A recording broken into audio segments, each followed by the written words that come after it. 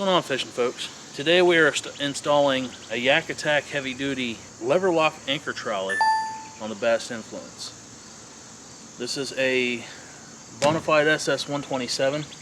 The difference between the heavy duty anchor trolley and the regular is it has backing plates that go on the inside. It's going to be a little bit tougher install than just the regular non-heavy duty anchor trolley, but it's going to keep this big old boat in place, and we're not going to have to worry about the screws just ripping through the side of the hull when we're out on the water. Let me show you what you're going to need for this installation. Shut up and sit down.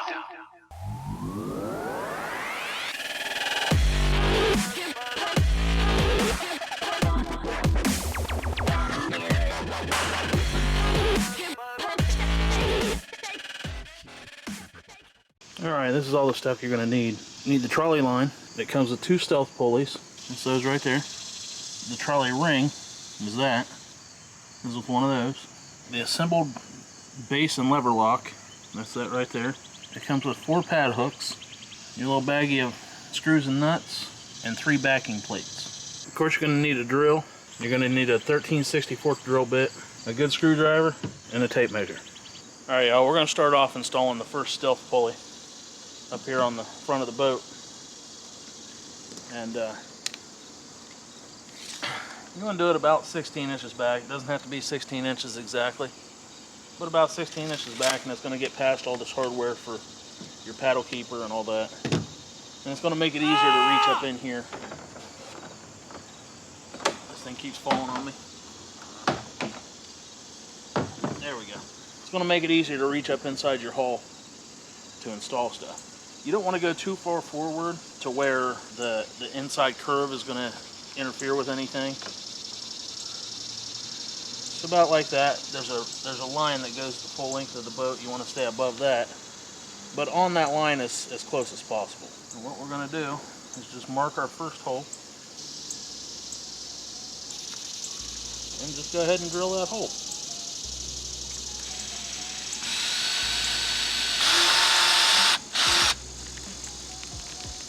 Bag of hardware out, and your backer plate. Now your backer plate, let's see if y'all can see that. It says which holes are for the trolley or for the pulley and which ones are for the clamp base. So we're doing the pulley now, so it's going to be these 2 here. I'll put that in there, run it inside the hole, and I'm just going to start it on the inside. That way that clamp base can hang down out of the way. I'm going to figure out where my trolley or my pulley should be sitting. Go ahead and drill that one out too. Now at this point, you get your screwdriver and another screw. Get that in there and line it up with your base where it's going to need to go in. Now when you're looking through your kit, you've got 2 screws for these pulley, or you've got 2 screws in the kit, 2 black screws. You're going to use the longer screws on the pulleys. Put that up there. Line up your screw hole and just start threading it right into the base. Once you get them started, just kind of run them down a little bit. I don't want to tighten everything down just yet.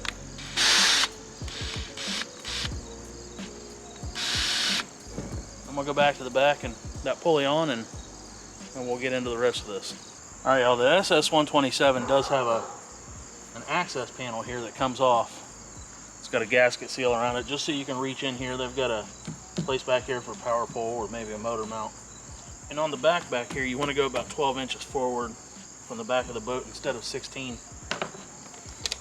But you still want to stay right above this line in the boat here. And again, it doesn't have to be exact. It's roughly 12 inches there. I'm going to line this up where I want it, make sure it's even. Put my dot for my first hole. Alright, y'all, I had to go get a different camera. That one kept overheating. But what I was saying is, access port, we've got our first hole marked. I'm going to go ahead and drill that out.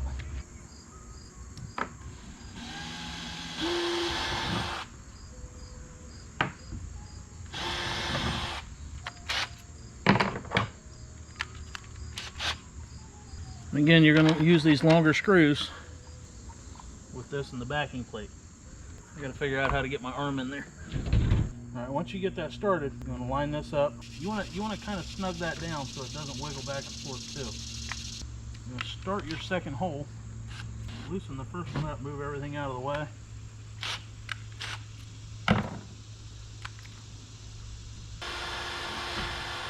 And go ahead and pop that second hole right in there. You can snug that first hole back up. And you're going to put that long screw in there.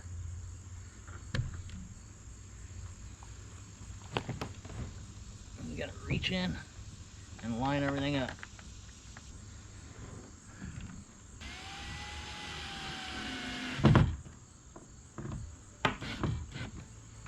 Alright, there we go. There's the second pulley installed. Alright y'all, after you get your pulleys on, you want to figure out about where your clamp base is going to be. Now, I don't want this lever to be up above the side of the boat. I don't want to ever have to worry about it catching on anything, but I want to be able to sit in the seat and reach it without a lot of movement, you know. Just, you also want it to be high enough to where it'll hold this anchor ring. You get too low, it just falls out. You get too high, well, it starts getting in the way. So on this one, it's got 2 holes in the base. We're going to need 3 holes in the boat because we're going to have to feed line in thread, because I can't reach this spot to put the backer plate on from either end of the boat. So I got to feed thread in here, fish it out, and then run the backer plate back up to this so I can start putting it on. But once the backer plate gets up here, then we got to put a screw on the end of it so I can start doing this. But let me get all that ready and I'll get back to y'all. I'm going to start this end hole with just an 1/8" drill bit. I'm going to run this backer plate up on there backwards.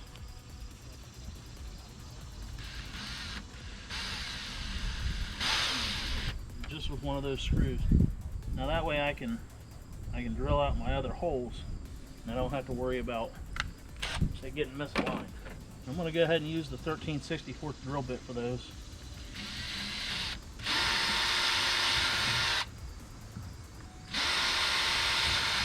Perfect. Now we take this screw out, take that backer plate back off, and drill that hole out to 13/64 also. For this next step, I've taken all the nuts out of the back of this backer plate. And it has to go in this way. The clamp base has to be over here. That other screw has to be over here.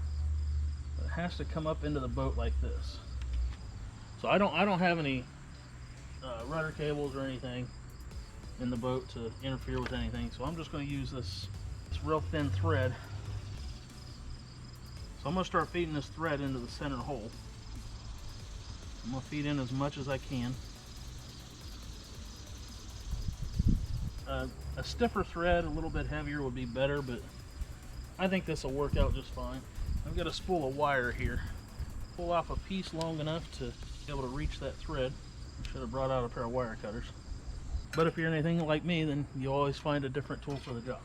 All right, so I'm going to go in this front hatch up here. I'm going to fish this wire back. There we go, we got the thread. Now, on the end of the thread, we're going to borrow our buddy's favorite 10mm socket. Don't use any of yours, borrow it from your buddy. Alright, so now once you've got the thread in there, you're going to put your nuts back in the back of the base.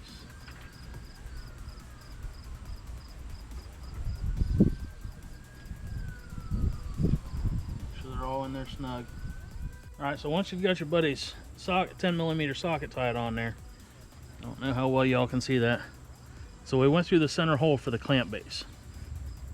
You know, you want that clamp base to be on the back side. So what we're going to do is we're going to take the other end of the string, and I pulled plenty through. It'll make it all the way back up through here. Heat that up a little bit. Make sure it doesn't fray on you. Keep everything nice and untangled. And that second string, you're going to start feeding it back into that hole.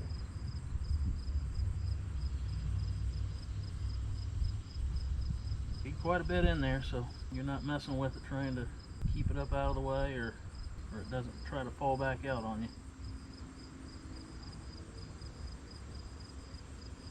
Alright, now we got our second string in there. Go back up here with our little fishing wire. There, we got it. Pull your string back out, and you want to feed it through the other hole that says plant base. Now for this part, you want to borrow your buddy's best die tap. You can wait till he goes to work, go over, get it out of his garage, whatever. Just make sure you don't use your own stuff. Tie that on there like that. Without getting anything crossed out, you're going to start pulling this through.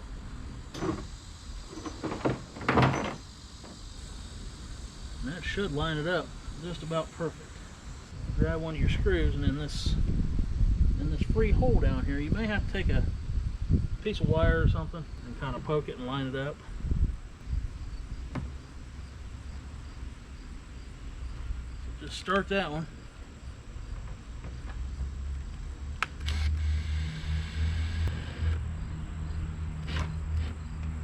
And line it up snug. And now you get your clamp base. I'm just going to put 2 screws in it. Once you get everything started, you can go ahead and crank it down. I was going to use silicone on this, but I don't really see the point because it's all pretty tight. A drop or 2 of water gets in this boat, it's going to be negligible to what's going to splash over the top and everything else. Yeah, there's scupper holes, but it's not gonna make a big difference. So now that everything's tightened up, I've already run my paracord line up over the top. And before you put this on, you're supposed to run this through it. So let me go ahead and do that. There we go. A little tip, when you're tightening these, don't push. Because if you do, you're going to knock the nuts out of the backing plate, and you're going to have to re-thread everything back up through there just to put those nuts back in the backing plate. Trust me, I did it twice. Now that you've got that in there, it runs freely, and that's what that locker's for. So it just locks that in place. I've got it tied loosely to my anchor ring, but now I'm going to tighten it up a little bit. You can use whatever knot you want in this, just as long as it doesn't come undone. Alright, you want it snug but not super tight, because what's going to happen is once this line gets wet and it dries and it gets wet and it dries, it shrinks. And then it's just going to be super tight on there. In the anchor trolley, I like to have some slack in it. I like to put a little bit of a, I don't know, I always call it a walking knot, and I like to leave some tag in on it. That way I've got this much here plus this. If it's too tight, I can loosen it. There's always room there for me to take up more slack. Now I've got 4 line guides right there. I'm going to figure out where I want them. You may want yours in a different spot, but I want everything to run pretty smooth down through here. And these are going to run fairly quickly. Just need an 1/8 inch drill bit, and there's no backing plate for these. So these are just going to go on with these silver screws. You run your line through that one, your top line through that one. Your bottom line just rests in that one. So everything moves nice and smooth. Figure out where I want these down through here to make it nice and clean looking. And once I do, I'm just going to start popping screws in.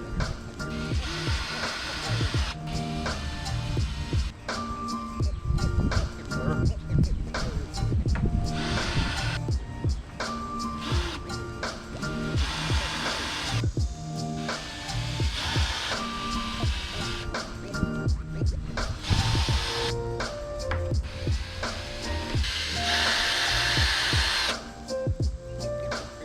Again, you can put these things wherever you want. I'm doing it this way purely so it doesn't interfere with anything. I've got big plans for this kayak in the future. That's why you guys should subscribe to my channel to see all the wild stuff I plan on doing with this thing. Because the more subscribers I get, the more I can do, and the crazier things are going to get. That's pretty good right about there.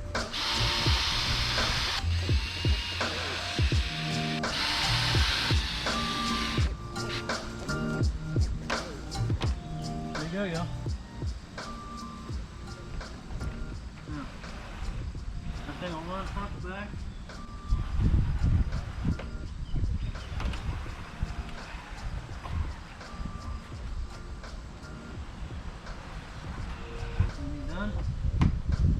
Just puts in right there.